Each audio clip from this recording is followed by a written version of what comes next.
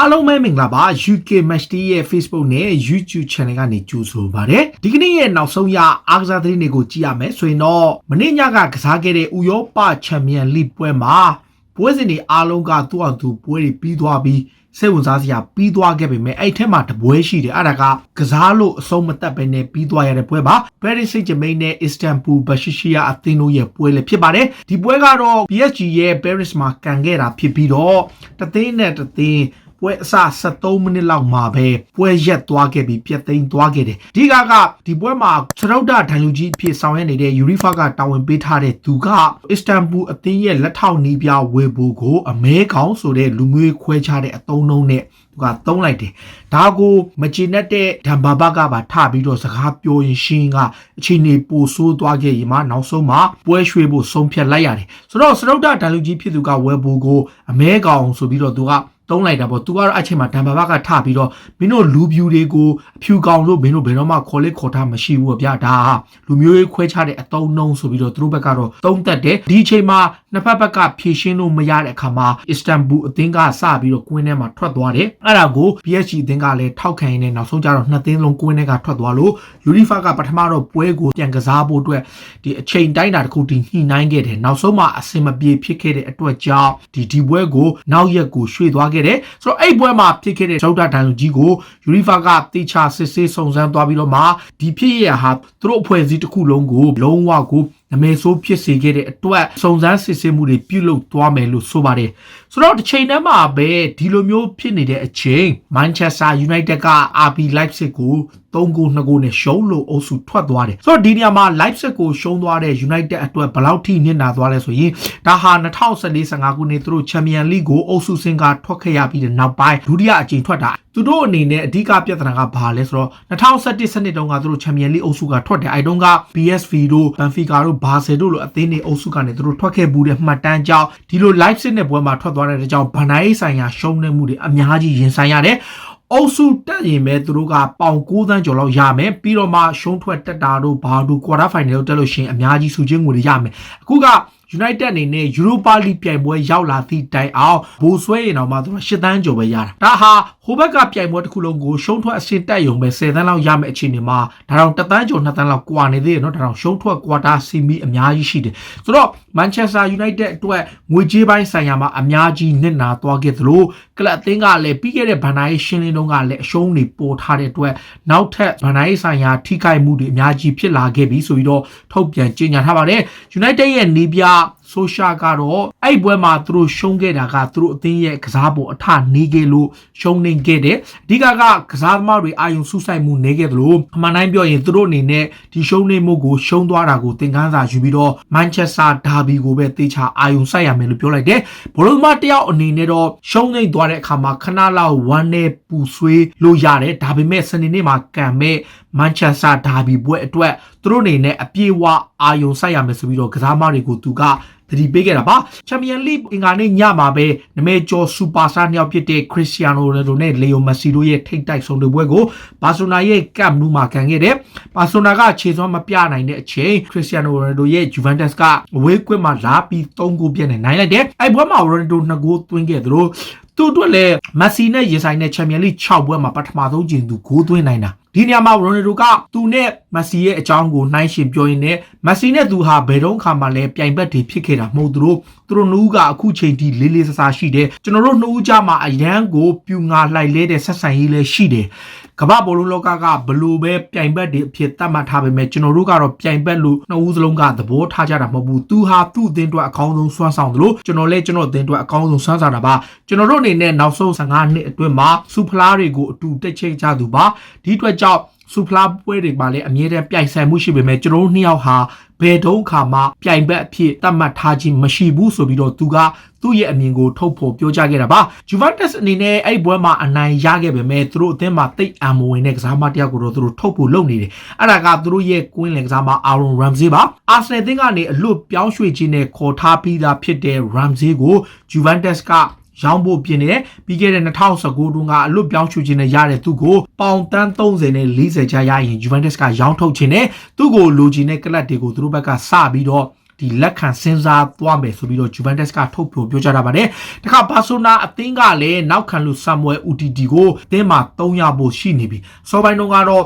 29နှစ်အရွယ်ရှိတဲ့ပြင်သစ်သားဟာဒဏ်ရာပြဿနာတွေကြောင့်အသင်းမှာတော်တော်လေးအခြေအနေဆိုးနေရင်ကသူ့ရဲ့ကစားပုံကစားခွင့်မရပဲရုန်းကန်နေရတယ်။ဒါပေမဲ့လက်ရှိမှာတော့ဘာဆိုနာအသင်းမှာဒီ Gerard Piqué ဒဏ်ရာရတဲ့အချိန်အခြားနောက်ခံလူတယောက်ဖြစ်တဲ့ Clement Lenglet ကလည်းအမားတွေဇက်တိုက်ကျူးလွန်နေတဲ့အချိန်အတွက်ကြောင့်ဘာဆိုနာအသင်းက Samuel Umtiti ကိုအသင်းမှာဆက်ထားသွားဖို့ရှိလို့သူ့ကိုလည်းပုံမှန်နေရာရဖို့ကြိုးစားရမယ်လို့တိုက်တွန်းထားတယ်။ Umtiti ကိုယ်တိုင်ကလည်းဘာဆိုနာအသင်းမှာဆက်ရှိချင်ပြီးတော့ထွက်ခွာဖို့အစီအစဉ်မရှိဘူးဒီအသင်းမှာပဲပုံမှန်တနေရာရဖို့ကြိုးပမ်းသွားမယ်ဆိုပြီးတော့ဖော်ပြထားပါတယ်ဘာဆိုနာအသင်းက Juventus နဲ့ပွဲမှာခံစစ်မှုတွေရဲ့ပနဒီတွေနဲ့သူတို့ရှုံးနေခဲ့တာပါတခါ Real Madrid အသင်းရဲ့နီးပြ Zinedine Zidane ကတော့လက်ရှိအချိန်ထိ Manchester United ရဲ့ကွင်းလယ်ကစားမဖော့ပါကိုအလိုရှိနေစေလို့ဆိုလိုက်ပါတယ်ကမ္ဘာဖလားရထားတဲ့ကွင်းလယ်ကစားမဖော့ပါကို Zidane ကလိုချင်နေသလိုသူ့အသင်းကခေါ်ယူခြင်းနဲ့ဒါပေမဲ့ Eden Hazard ကိုသူတို့ပေးခဲ့တုန်းကစံချိန်တင်ကြီးလိုမျိုးထပ်ပေးဖို့အစီအစဉ်တော့မရှိဘူးလို့ဆိုထားတယ်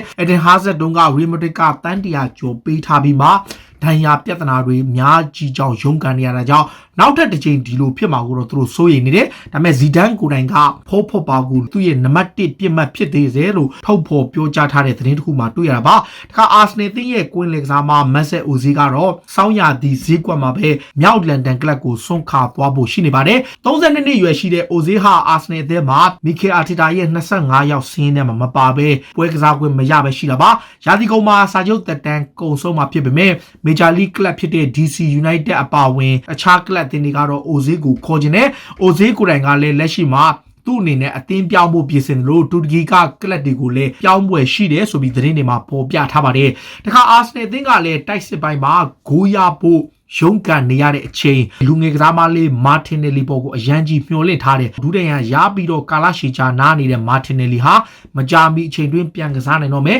ဟိုတနေ့ကအာဆနယ်ရဲ့ U23 ပွဲကိုပါဝင်ကစားခဲ့တဲ့သူကိုမီကေအာတီတာကအထောင်တိုက်စင်မှုဖြစ်သုံးဖို့စဉ်းစားထားတယ်မာတင်နယ်လီဟာတကယ့်ကိုအရေးပါတဲ့အာဆနယ်ရဲ့ကစားမလေးဖြစ်ပြီးခဲ့တဲ့ရာသီတုန်းကသူ10ဂိုးထိသွင်းခဲ့တယ်ဒါကြောင့် Pierre Emerick Aubameyang နဲ့အတူ 4-4-2 position နဲ့သူ့ကိုထောင်တိုက်စင်မှုဖြစ်ရေရှည်မှာသုံးဖို့အတွက်အာဆနယ်ကစီစဉ်စားထားသလိုအာတီတာကိုယ်တိုင်ကလည်းသူ့ရဲ့ position ကိုပြောင်းမယ်လို့ဆိုပါတယ်။ဒီခါဖက်ဂွာဒီယိုလာကလည်းသူတို့ရဲ့ကွင်းလင်ကစားမှာ Phil Foden နဲ့ပတ်သက်ပြီးတော့မှတ်ချက်တစ်ခုပေးလိုက်တယ်။အဲ့ဒါက Foden ဟာလက်ရှိအသက်အရွယ်အရသူ့ရဲ့အကောင်းဆုံးအချိန်ကိုမကြာမီအချိန်တွင်ရောက်လာမယ်။လက်ရှိမှာတော့အသင်းရဲ့ playmaker တကယ်အရေးပါတဲ့ကစားမတစ်ယောက်ဖြစ်ပေမဲ့24-25လောက်ကြာရင်တော့သူဟာအသင်းအတွက်လိုအပ်တဲ့ defensive ပိုင်းကိုပါလိုက်ပြီးတာဝန်ယူရမယ်။လက်လောမှာတော့သူ့ကိုကျွန်တော်ကတောင်ပန်နဲ့တိုက်စစ်ပိုင်းအတွက်ပဲအဓိကထားပြီးအသုံးပြုနေတယ်လို့ဆိုထားတယ်။ Foden ဟာကျွန်တော်တို့အသင်းရဲ့အနာဂတ်ဆိုပြီးတော့ Guardiola ကဆိုခဲ့တာပါ။နောက် Manchester City ရဲ့တိုက်စစ်မှု Sergio Aguero ကတော့ United နဲ့ကစားမဲ့ဒါဘီပွဲကိုပြန်ပါဖို့ရှိနေတယ်။ Aguero က training ပြန်လေ့ကျင့်ပြီးတော့အသင်းကပြန်လဲ fit ဖြစ်နေပြီး City ဘက်ကသူ့ကို Champions League မှာတည်းကသုံးဖို့စဉ်းစားထားသလိုတစ်ဖက်မှာလည်း Manchester City ကဒါဘီပွဲမှာအသုံးပြုဖို့ပြင်ဆင်ထားတယ်။အောက်တိုဘာ24ရက်နေ့ဝက်ဆန်နဲ့ပွဲမှာဒူးတန်ရပြန်ရပြီးကြတဲ့ကအကွဲတို့ကအခုချိန်ထိမကစားရတာကြာပါပြီ။ဆိုတော့ Sergio Aguero ကို Manchester City က Manchester Derby အတွက် ready ဖြစ်အောင်သူတို့ဘက်ကပြင်ဆင်ထားပြီးသားဖြစ်တယ်လို့ဆိုပါတယ်။ Bayern Munich အသင်းကလည်း Barcelona ကွင်းလယ်ကစားမှာ Frankie De Jong ကိုခေါ်ခြင်းနဲ့လက်ရှိမှာတော့ Bayern Munich ကသူတို့ရဲ့ကွင်းလယ်ပိုင်းမှာ Frankie De Jong လို့ကစားမတစ်ယောက်ကိုလိုချင်နေတယ်။ Barcelona ကတော့သူ့ကိုရောင်းချဖို့မရှိပေမဲ့ဘိုင်ယန်ကသူ့ကိုအရာခေါ်ယူဖို့ကြိုးပမ်းနေတယ်လို့ဆိုပါတယ်။ဒီချိန်ထဲမှာပဲလီဗာပူးအသင်းရဲ့ကွင်းလယ်ကစားမဂျော်ဂျီညိုဗိုင်နယ်ဒန်ပေါ့သူကိုယ်တိုင်ကကလပ်တင်းကစာချုပ်တိချုပ်ဆိုဖို့ကမ်းလှမ်းမှုတွေကိုညှင်းဆန်ထားတယ်။ပြီးခဲ့တဲ့ရက်ပိုင်းတုန်းကယာဂင်ကလော့ကဆိုင်းထိုးပါမင်ငါတို့အသင်းကနေဆိုင်းထိုးပြီးတော့အသင်းမှာဆက်နေပါလို့ဖြောင်းပြတောင်းဆိုမှုတွေပြုလုပ်ထားပေမဲ့ဗိုင်နယ်ဒန်ကသူ့အနေနဲ့ဘာဆိုနာကိုပြောင်းကျင်တဲ့ယာဒီကုံမှာဘာဆိုနာကိုပြောင်းဖို့လဲစဉ်းစားထားပြီးသားဖြစ်တဲ့ကြောင့်လီဗာပူးရဲ့စာချုပ်တိချုပ်ဆိုမှုကိုညှင်းဆန်ပယ်ချထားတယ်လို့ဖော်ပြထားပြီးတော့Ronald Koeman နဲ့ Barcelona မှာပြန်လည်လက်တွဲဖို့ကိုစဉ်းစားနေတယ်လို့ဆိုပါတယ်။ Jurgen Klopp က2020ခုနှစ်ရဲ့အကောင်းဆုံးနီးပြဆုကိုတစ်ပေးလိုက်တဲ့သူတယောက်ရှိတယ်။အဲ့ဒါကဘာလို့လဲဆိုတော့ Bayern Munich အသင်းရဲ့နီးပြ Hansi Flick ပါ။သူ Premier League မှာနှစ်ပေါင်း30ကြာအောင်မှတ်ပေးချန်ပီယံကိုရယူနိုင်ခဲ့ပေမဲ့ Hansi Flick ကကျွန်တော်ထက်ပိုပြီးတော့ပြီးခဲ့တဲ့နှစ်မှာအောင်မြင်ခဲ့သလို Bayern ကိုဖလားသုံးလုံးရအောင်စွမ်းဆောင်ပေးခဲ့သူပါ။ဒါကြောင့်သူကအကောင်းဆုံးဆုအတွက်ထိုက်တန်တဲ့အကောင်းဆုံးနီးပြဖြစ်ပြီးတော့2020ခုနှစ်ရဲ့နီးပြဆုရမယ် သူလို့ချီးကျူးလိုက်တာပါနမဲကျော်ဘောလုံးသမားဘရာဇီးကစားမဟော့ကတော့သူ့ရဲ့ကလပ်ရှန်ဟိုင်း SIBG ကနေထွက်ပြီးတော့အသင်းပြောင်းပါပြီရှန်ဟိုင်း SIBG မှာ၄နှစ်ကြာကစားရင်းကလောက်ခလာစာအမြင့်ဆုံးကစားမအဖြစ်ရယူခဲ့ဟော့ကတော့တရုတ်ကလပ်ကိုစွန့်ခွာပြီးတော့ဥရောပကိုပြောင်းရွှေ့တော့မှာပါ34နှစ်အရွယ်ရှိတဲ့ဘရာဇီးလူသန်ကြီးကိုခေါ်ချင်တဲ့ဥရောပကလပ်တွေလည်းရှိတဲ့အခါမှာသူ့အနေနဲ့တရုတ်ပြည်ကိုစွန့်ခွာပြီးတော့ကလပ်အသစ်ကိုမကြာမီချွေနှစ်မှာရွေးချယ်ဖို့ရှိတယ်လို့ဆိုပါတယ်။တခါ Chelsea အသင်းကလည်းဒါဗစ်အာလာဘာကိုခေါ်ဖို့လုပ်တဲ့အချိန်အာလာဘာကိုယ်တိုင်ကဝန်ခံလာတဲ့ကျွန်တော်ကိုခေါ်ချင်တဲ့ကလပ်၄သင်းလောက်ရှိတယ်အဲ့ထဲမှာ Chelsea ပါတယ်ဆိုတော့ကျွန်တော်ကနွေရာသီမှာဘိုင်ယန်ကထွက်ခွာဖို့ပြင်ဆင်ထားတဲ့အချိန်ကမ်းလှမ်းမှုတွေရထားပြီးပြီဆိုပြီး agent ကဆိုထားတယ်လက်ရှိမှာတော့ဒါဗစ်အာလာဘာကိုခေါ်ချင်တဲ့အထဲမှာ Chelsea ပါတယ် Real Madrid ပါတယ် PSG ပါပြီးတော့ဘာစီလိုနာအသင်းပါတယ်ဒီ၄သင်းပါတယ်ခတ်တာကဒါဗစ်အာလာဘာရဲ့ agent နဲ့ဒါဗစ်အာလာဘာတောင်းဆိုထားတဲ့လောက်ခလာစာဟာယူရို30 Chelsea ဘက်ကတော့ပေးဖို့အသင့်ရှိတယ်လို့ပြောထားပေမဲ့ agent ဖြစ်တဲ့ဇဟာဗီကိုယ်တိုင်ကတော့ Paris Saint-Germain ကိုပြောင်းစီခြင်းတယ်လို့ဆိုပါတယ် Chelsea ကတော့ဒီပြောင်းရွှေ့ကိုမရရအောင်ကြိုးပမ်းလျက်ရှိတယ်လို့ဆိုတာပါ Chelsea အသင်းအနေနဲ့လက်ရှိမှာအရေးပါတဲ့သွင်းကိုတွေကိုသွင်းပေးနေတဲ့တိုက်စစ်မှု Olivier Giroud ကိုအသင်းမှာဆက်ထားသွားမယ်လို့ဆိုတဲ့ဆောင်းရာသီကာလမှာဘလို့ပဲဖြစ်နေပါစေ Giroud ကိုရောင်းချသွားမှာမဟုတ်သလိုလုံးဝကိုရောင်းချလို့မရတဲ့ကစားမတစ်ယောက်ဖြစ်တယ်ဆိုပြီးတော့လမ်ဘတ်ကပြောကြားခဲ့တာပါ Chelsea ရဲ့နောက်ခံလူရူဒီဂါကိုလက်ရှိမှာဘာစီလိုနာအပြင် Juventus နဲ့ AC Milan အသင်းတွေကခေါ်ဖို့လုပ်နေတယ်ရူဒီဂါဟာ quality နောက်ခံလူတစ်ယောက်ဖြစ်ပေမဲ့ယုံကြည်မှုပျောက်ဆုံးပြီးတော့အရန်ဖြစ်နေတာပါဘာစီလိုနာအသင်းကခေါ်ယူဖို့သတင်းတွေထွက်ခဲ့သလိုစောပိုင်းတုန်းကလည်းအသင်းပြောင်းရွှေ့ဖို့ဆုံးဖြတ်ခဲ့ပြီးတော့အသင်းမှာပြန်နေသူပါလက်ရှိမှာတော့ Juventus နဲ့ AC Milan အပြင်ဘာစီလိုနာအသင်းကသူ့ရဲ့အခြေအနေကိုဆက်ပြီးစောင့်ကြည့်နေတာလည်းဖြစ်ပါတယ်ဒါတွေကတော့စိတ်ဝင်စားစရာနောက်ဆုံးရအားကစားသတင်းတွေကိုတင်ဆက်ပေးတာပါခုလိုမျိုးစိတ်ဝင်စားစရာအားကစားသတင်းတွေကိုနားဆင်ကြည့်ရှင်တော့ UK Match Day ရဲ့ Facebook နဲ့ YouTube Channel ကို Follow လုပ်ကြပါလို့တောင်းဆိုရင်းနဲ့ဒီကနေ့ရဲ့အစီအစဉ်ကိုဒီမှာပဲအဆုံးသတ်ပြသေးအားလုံးကိုကျေးဇူးတင်နော်